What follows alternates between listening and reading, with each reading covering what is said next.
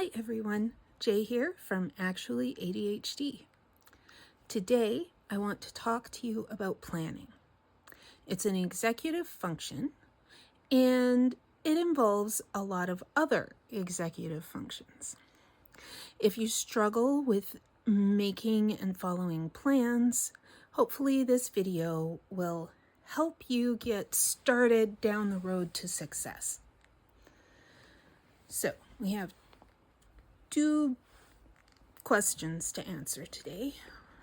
Number one, what are the components of planning? And number two, what are some ways to handle different types of breakdown? Now, this is the second video in a series that I am attempting to put together about the different types of executive function. And so I will link the first video in this series down below so that you can go check it out and get the overview of everything. But there will also be a playlist for this series. Now, let's look at our first question. Making a plan requires several steps, which is, ironically, a type of planning. You have to plan, which just seems ridiculously hard when you think about it. So I have 6 steps for planning. And we're going to go through all of them, don't worry. Know the desired goal. Know the steps that will achieve that goal. Know how long each step will take. Know what materials you need for each step and where you keep them. Put the steps in logical order and complete the steps in order. That involves a lot of executive functions. We've got planning, cognitive flexibility, cognitive inhibition, working memory, self-monitoring, goal-directed behavior, and organizational skills. So that's 7 of the executive functions, all involved just in planning. Let's go through these steps one at a time, and we'll talk about the different executive functions that are involved. And I'll give you a couple of quick tips that might help you if that's the stage at which things are breaking down for you. This is not going to look at planning as in using a planner, but I am not against doing videos about that in the future. So if that's something that you would be interested in, make sure you put it in the comments. Okay, let's get into this. So, first step, know the desired goal. This involves planning and working memory. Understanding what you're trying to achieve is half the battle when you're planning. We can get really overwhelmed by ambiguous tasks. For example, does clean your room mean putting everything away, getting rid of the trash, making the bed, and vacuuming? Or does it mean picking up all the stuff off the floor and putting it away, not on the bed or in the closet, and then vacuuming? Where does all that stuff actually belong? Does clutter on your dresser count, or just the floor? So many questions, and the answers depend entirely on you or your parents' expectations.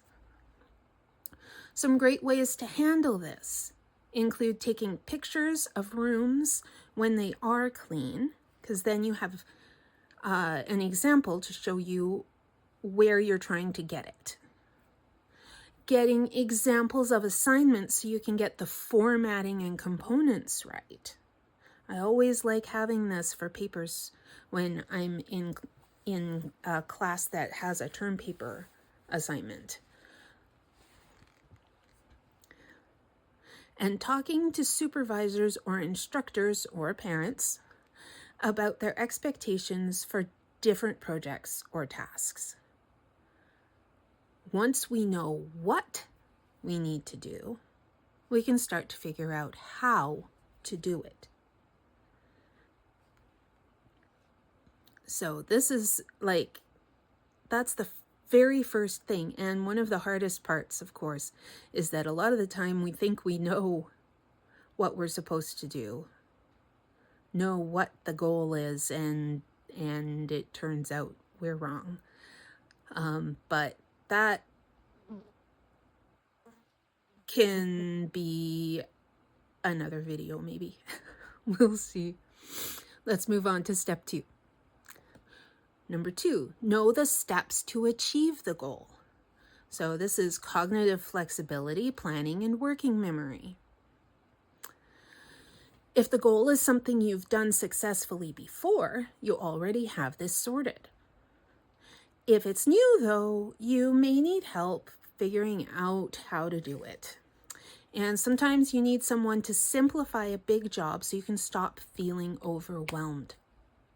For example, I am good at actually cleaning, but dealing with clutter and mess can be really overwhelming, and you can't clean properly when there's stuff everywhere.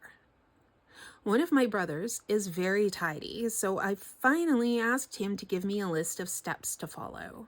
I call it crash cleaning, and here are his steps. Clear every horizontal surface of stuff you're keeping, as in put it in a box. Put garbage in the garbage. And then sweep, mop, vacuum the floor, whatever it is. Like if it's carpeted, you're going to want to vacuum it. If it's lino or wood, you're going to want to sweep and probably mop. And that's it. That's how to crash clean a room. It doesn't get you organized, but it gets it looking halfway to decent, which is great if you have a landlord or other inspector coming by, or if you have guests coming over to visit. It's your quick and dirty solution to getting a room presentable in a very short amount of time. And you can break that down further if you want or need to, but this is the beginning. And having that jumping off point was incredibly helpful for me. Knowledge barriers are often the easiest problems to solve, assuming we can figure out where to look or who to ask for information. Because especially if it's something that we think everyone already knows how to do automatically, then it can be embarrassing to feel like we need to ask someone for help or what the steps are for something. And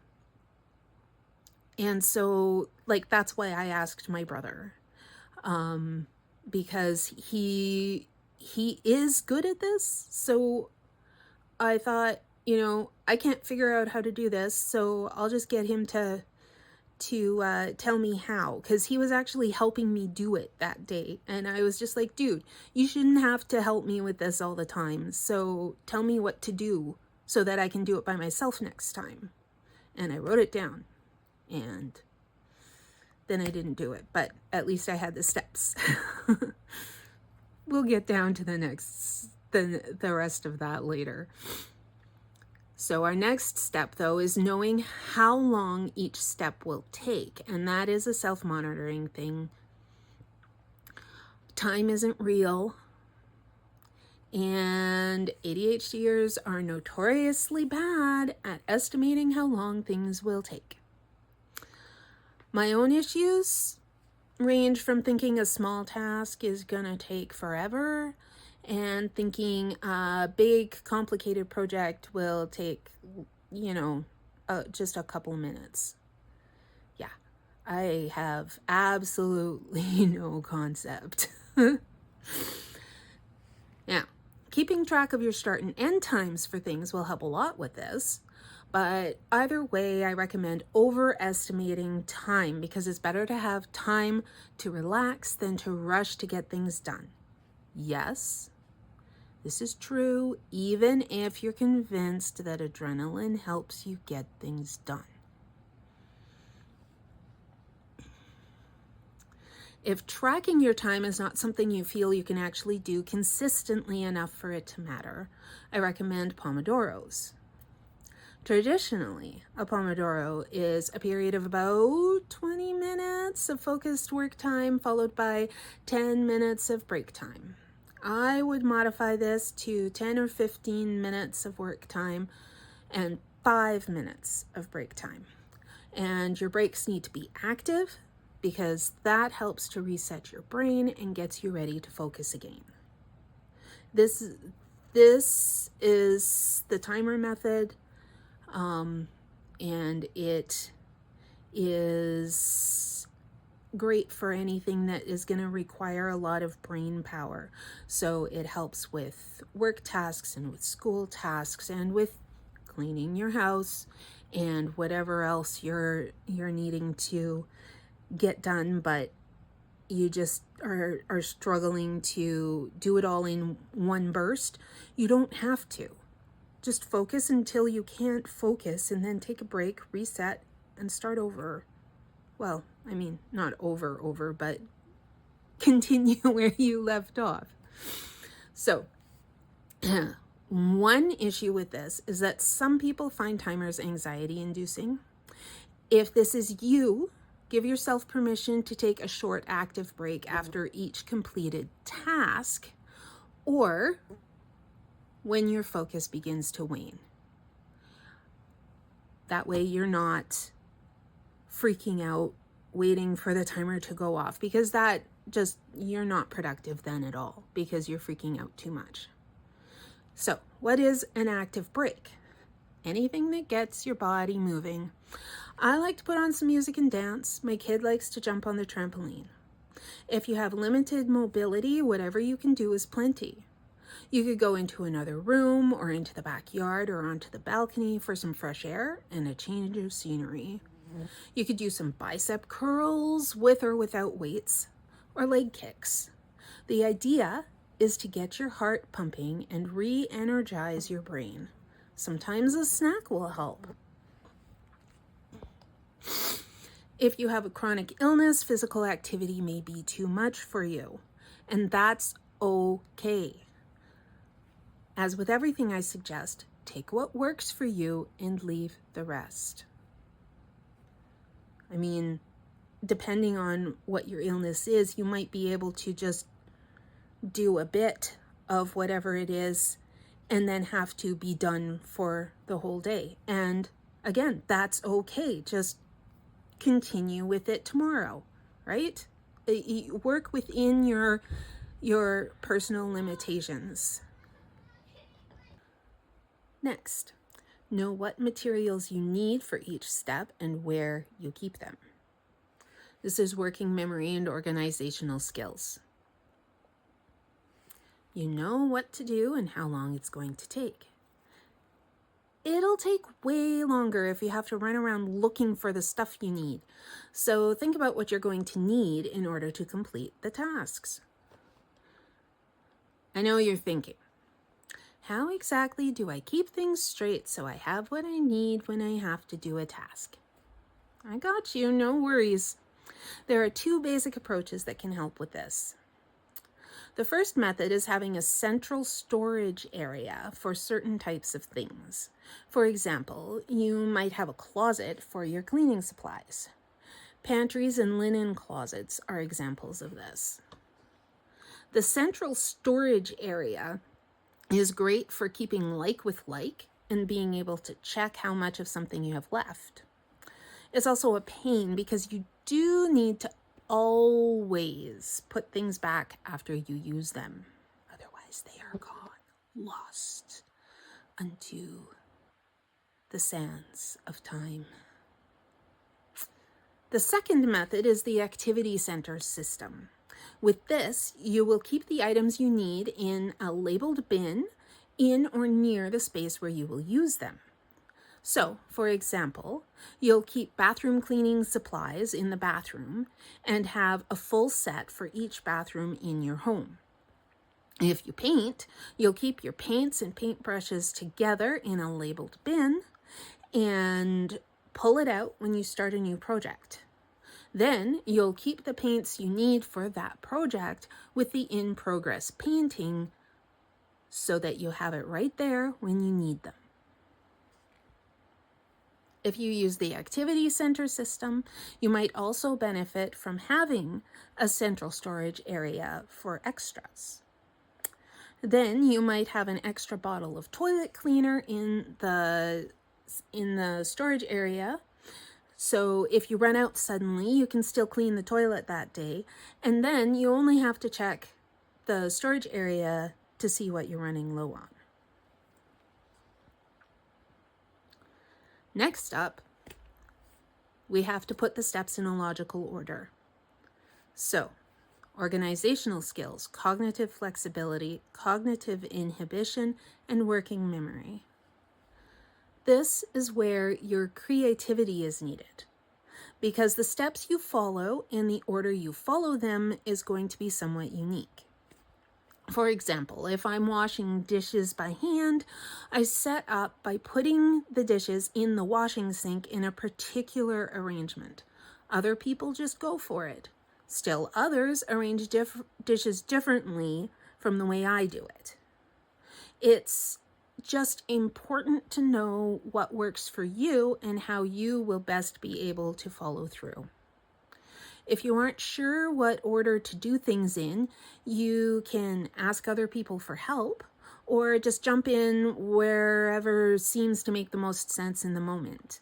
Sometimes you'll land on the perfect order your first try, and sometimes it'll take a few times to figure out what will work best for you. And that's okay. Each attempt is an opportunity to learn more about how your brain works, and that's never a bad thing.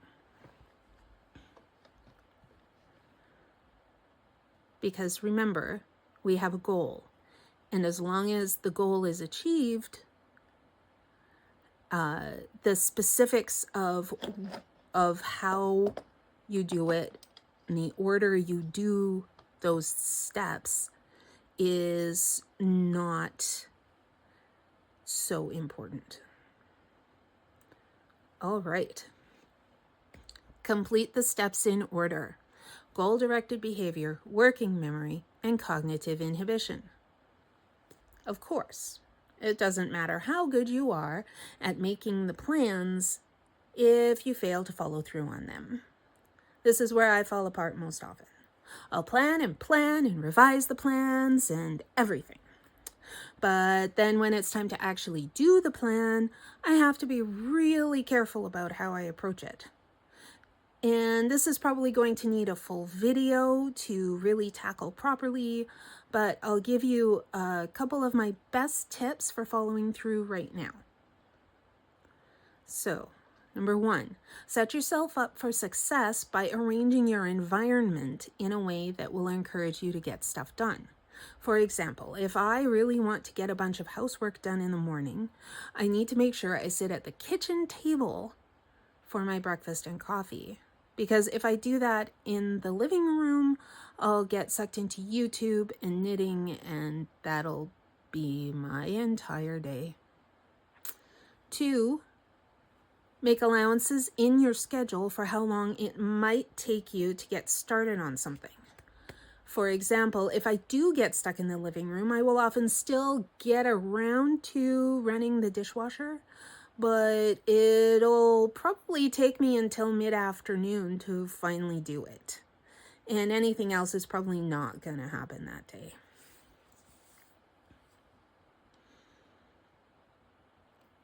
Today's question: where does planning fall apart for you, if it does? Do you have any brilliant suggestions that I haven't covered in this video? Please share below. Video input Is there any executive function that you'd like a dedicated video on? Are there any other ADHD topics you'd like me to talk about? Let me know in the comments. I am planning to do one on each executive function in this series, but if there's one that you specifically would like to see, ask, and I might move it up in my list so that it comes out sooner rather than later. And that's it for today.